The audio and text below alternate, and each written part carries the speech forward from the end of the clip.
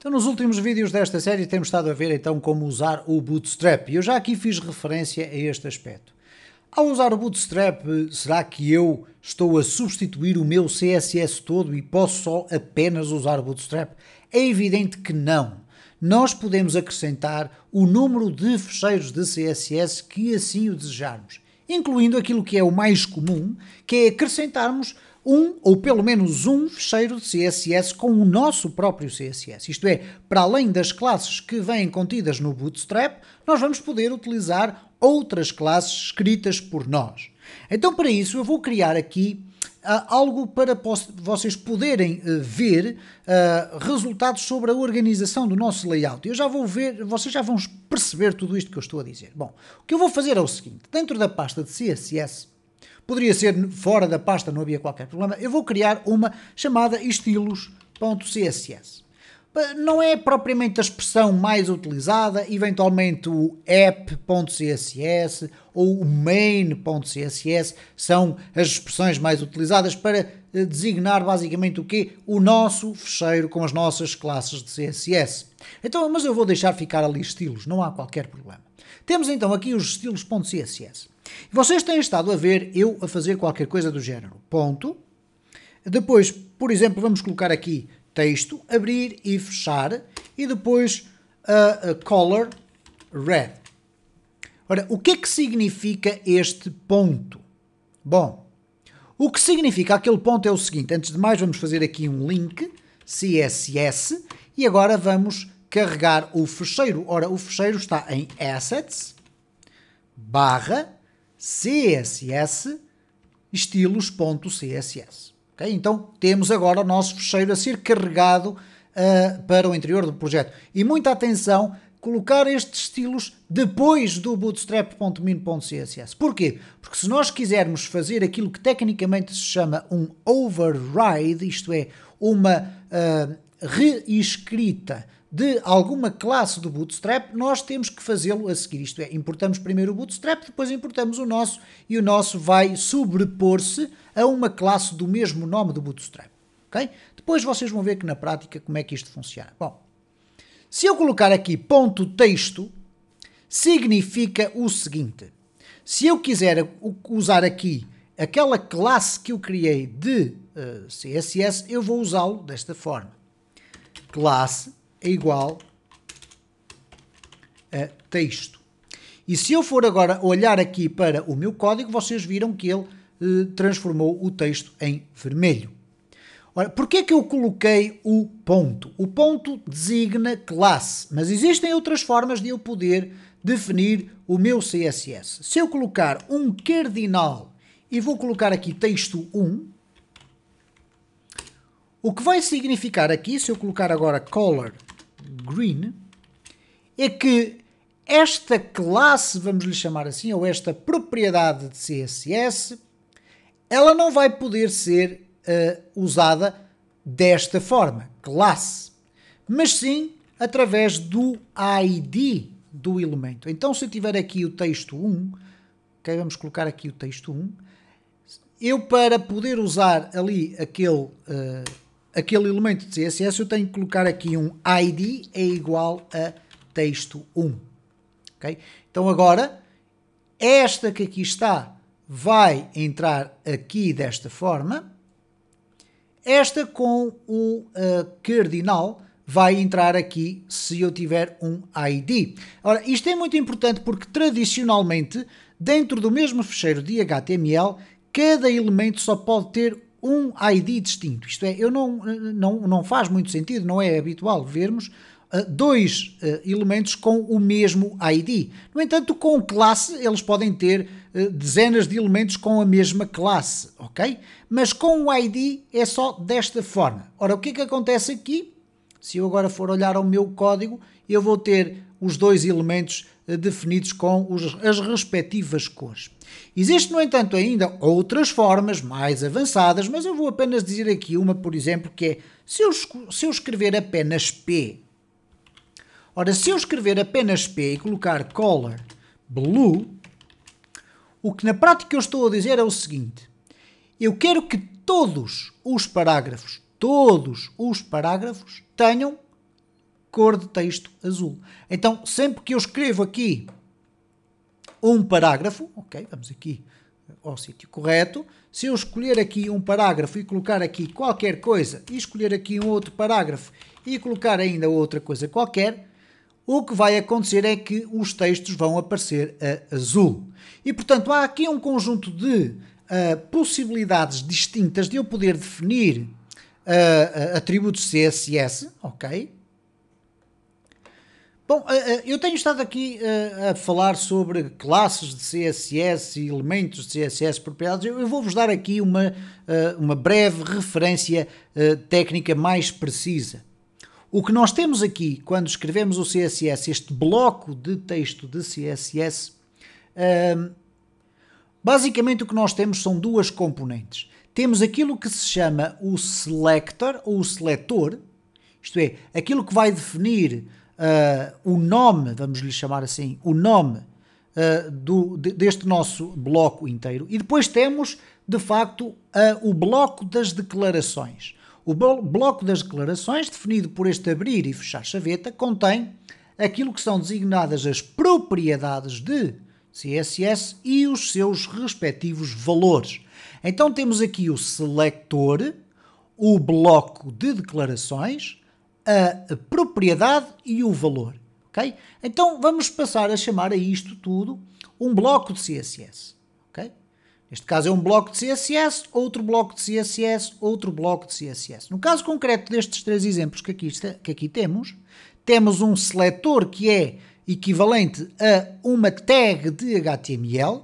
Por conseguinte, todos estes elementos do HTML que sejam parágrafos vão ser formatados com o código que estiver aqui dentro, com as propriedades e os seus respectivos valores. Neste caso, todos os elementos de HTML que contenham um ID, e por isso é que temos o cardinal, que contenham um atributo ID igual a este, vão ser formatados desta forma, e neste caso concreto, todos os elementos de HTML que contenham uma classe, e por isso é que temos o ponto, que tenham uma classe de texto, vão ser formatados desta forma. Bom, eu vou-vos mostrar aqui uma outra circunstância que vai ser importante para agora repescarmos o Bootstrap. Eu vou escrever aqui body, e neste body eu vou colocar um espaço e vou colocar o asterisco. Significa isto o seguinte: qualquer elemento, literalmente qualquer, todos os elementos que estejam dentro do body vão ser formatados com, por exemplo, a mesma cor. Se eu colocar aqui color red, o que é que vai acontecer? Parágrafos, headers, que é os títulos, tabelas, etc. Tudo vai ficar com a mesma cor. Reparem, não há aqui qualquer distinção. Bom, poderíamos inclusive fazer isto. Tudo, todos os elementos, qualquer um, mesmo aqueles que estão fora do body, se é que isso existe, todos eles são formatados da mesma forma. Bom, porquê é que eu posso fazer isto e para que é que eu posso ter necessidade de fazer isto? Por exemplo, eu vou colocar aqui uma propriedade e os seus respectivos valores que me vão permitir ver visualmente o espaço ocupado por cada elemento no meu HTML. E esta é uma forma muito interessante de nós podermos ter aqui o CSS a funcionar para nos ajudar a criar os nossos layouts. Então eu vou colocar aqui uma box shadow, e esta box shadow vai colocar uma sombra no interior de cada elemento, porque eu estou a dizer todos os elementos. Eu vou colocar aqui o body assim, desta forma, então estou a dizer que todos os elementos que existirem dentro do body, portanto, dentro do body, tudo o que estiver aqui entre este espaço, vai ser formatado desta forma. Obviamente que os scripts não vão ser, só aqueles que têm aspecto visual.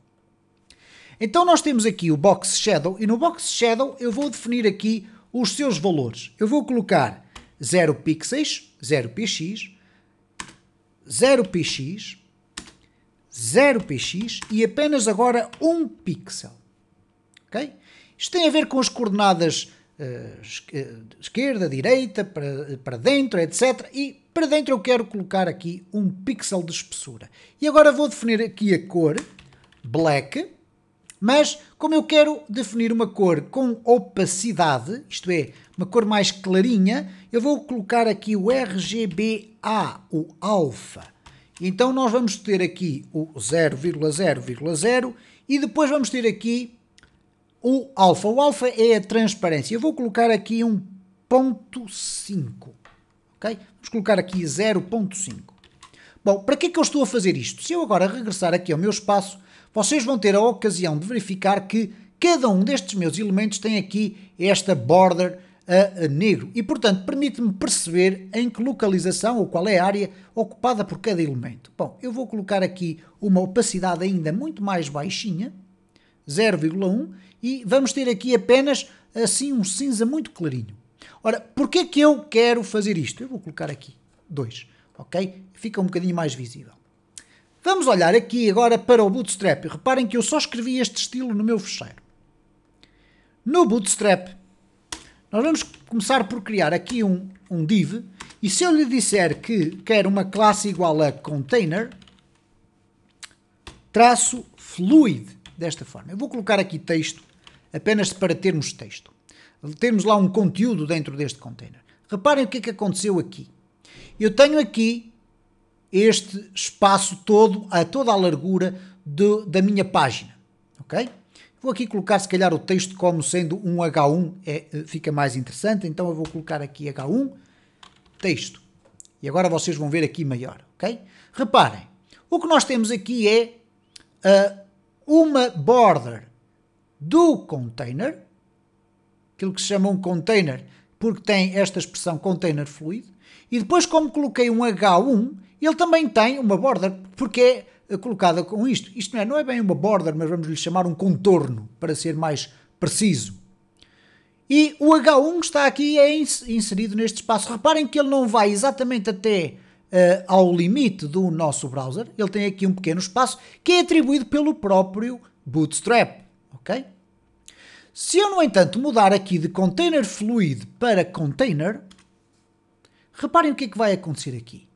Já não tenho o meu primeiro div a ocupar o espaço da totalidade da minha largura, mas apenas um espaço interior. Então, um dos primeiros elementos em termos organizacionais que o Bootstrap tem é o container ou o container fluid. A diferença é que o container fluid ocupa toda a largura do espaço da minha página e o container ocupa apenas um espaço mais interior.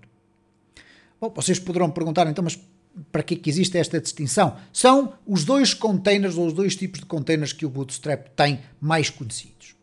Dentro deste container nós podemos criar aquilo que se chamam as linhas, as rows. Então eu vou colocar aqui um div e vou colocar aqui classe é igual a row. Ora, o que vai significar aqui, eu vou colocar simplesmente aqui texto, é que nós vamos ter aqui, eu vou colocar aqui um container fluid, para ocupar toda a minha largura, e agora tenho aqui o texto a ser apresentado. Ora, normalmente o que vamos ver é o div class row, significa criar uma linha, isto é, criar esta linha toda que aqui está, para agora inserir colunas aqui dentro. Bom, vamos apenas a um breve exemplo e depois no próximo vídeo vamos complementar com um aspecto trabalhado de uma forma visualmente mais interessante. É que dentro desta linha, vamos interpretar como se fosse uma tabela, nós podemos colocar um máximo de 12 colunas. O máximo são 12 colunas. Bom, nós vamos aqui ver, se eu colocar div, e agora colocar aqui classe é igual a call, só simplesmente call, de coluna, e colocar aqui texto, nós vamos continuar a ver exatamente a mesma coisa. Ok? O texto avança ligeiramente, mas vamos ver exatamente a mesma coisa. Mas se eu colocar agora duas colunas, isto é, copiar e colar aqui embaixo, deixar ficar call, colocar aqui texto 2 e aqui texto 1 só para vermos a diferença, o que vai acontecer é isto, reparem. O nosso layout fica automaticamente dividido em duas partes. Se eu colocar ainda uma terceira call, vamos colocar aqui texto 3, nós vamos passar a ter 3 colunas. E reparem como, com a utilização do Bootstrap, não tivemos que escrever uma única linha de CSS, ou neste caso a única que escrevemos foi para vermos aqui os limites de cada elemento, que é muito interessante para vermos o que é que cada um ocupa, mas depois, simplesmente com a utilização destas expressões que aqui estão, nós passamos a ter a possibilidade de organizar o nosso layout desta forma. Perguntar-me, então, mas se eu agora quiser acrescentar, eu vou colocar aqui, por exemplo, um texto de lorem, Ctrl+Shift+P, lorem, uma linha, vamos colocar aqui Ctrl+Shift+P, lorem, uma linha, e aqui Ctrl+Shift+P, lorem, uma linha. Se eu agora regressar aqui, reparem o que é que acontece, temos então aqui cada uma das nossas frases colocadas em cada uma das colunas. Imaginem que eu quero até centrar esta coluna. Bom, o texto naquela coluna. Eu posso chegar aqui e fazer espaço Text Center. E agora reparem o que é que vai acontecer ao texto. O texto ficou centrado. Perguntar-me, então, e se eu agora quiser criar uma outra linha, mas apenas com duas colunas? Reparem, é tão simples quanto isto. Nós vamos criar um novo div com uma nova linha, classe é igual a row, e agora aqui dentro div classe igual a call, e vamos colocar aqui o texto, neste caso Ctrl+Shift+P, lorem, ok, inserir uma linha, neste caso temos apenas dentro desta linha uma única coluna, portanto vamos ter isto que aqui está, mas se eu quiser dividir ao meio e ter dois textos, bastaria para isso eu acrescentar aqui uma outra coluna. E agora reparem o que é que vai acontecer, temos aqui duas colunas distintas. Ora, se eu retirar esta formatação que eu aqui tenho, isto é, esta border que eu aqui tenho, esta sombra que eu fiz, eu posso fazê-lo simplesmente comentando tudo o que aqui está. Eu posso comentar tudo isto selecionando este bloco e fazendo o Ctrl+Til, e este é o comentário no CSS.